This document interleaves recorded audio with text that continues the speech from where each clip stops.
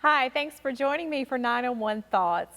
If you are watching this on May 23rd, today is Evan's 7th birthday. I know, right? How is he 7? Over his little life, he has taught me a lot. Since this pandemic began, we have done our best to guard Evan from getting anyone's germs. We have largely been at home other than an occasional trip to church and to Graham's. His contact with others outside of our family has been very limited, and we intend to keep it that way for as long as possible. Respiratory issues have been common for him in the past, and this virus would not be a good thing for him, to say the least. So you can imagine my panic a couple of weeks ago when I went into his room to play with him and saw yucky goo coming out of one of his ears. I knew instantly that he had an ear infection.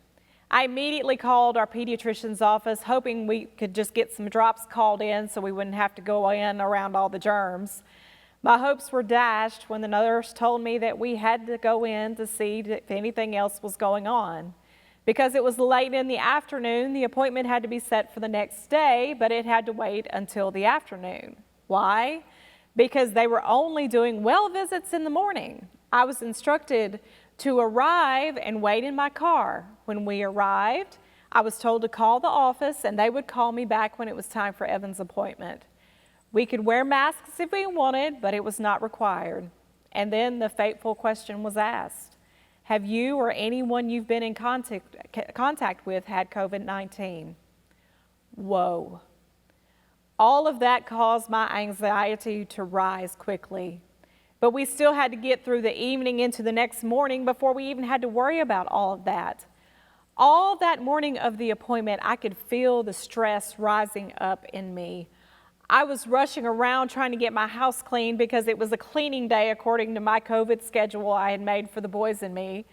I had to eat lunch and then get Evan fed and dressed. Finally, it was getting very close to go time. And I started hurriedly putting things in the car so I could drop Zach off at the church with Stuart and then go on to Evan's appointment. I was an anxious mess. I took Zach's head off in the process of all this rushing around. I really needed to get a grip. In the middle of some crucial step in the leaving process, I went into Evan's room to get something. I don't even know what. Evan saw me, turned around, smiled at me, and then lifted his arms. My first thought was, I don't have time for this right now. But for some odd reason, I sat down on the floor with him and cuddled him up in my lap. He snuggled right up to me and smiled. He wanted to be held. I kept looking at the clock, trying to see how much longer we had until we had to be in the car. Finally, I heard the Holy Spirit say to me, "Be still and know that I am God." Probably a year ago, I had studied Psalm 46:10 in several different translations just to see what "be still" actually meant. I'd heard before that it didn't necessarily mean what I thought it did, so I wanted to see for myself what God was really saying in this verse. Here are some of the ways that different translations translate "be still."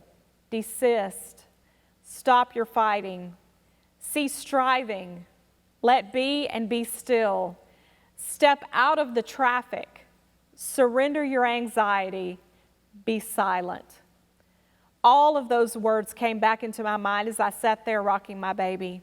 I didn't need to be rushing around making myself crazy. I needed to just be still, cease striving, stop fighting, surrender. I sat there for a little longer and held Evan as long as I could. Finally, it really was time to get in the car, but I was a lot calmer when I did. We left and ran into a traffic jam on our way, but I was able to just calmly find a way around it. The doctor's appointment was very different, but it all went well, and it really was just an ear infection and nothing more. Anxiety is high for all of us right now. I see it in me, I see it in my friends. However, it just may be that God is calling us to be still.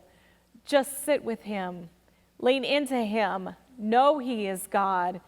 As the rest of Psalm 46:10 says, He is exalted among the nations, exalted on the earth. He is in complete control, though it may seem like chaos is all around us. He is still on His throne. He still rules and reigns. We need to stop trying to control things ourselves and put Him back on the throne of our lives and let Him handle this. He's got it. We just need to be still.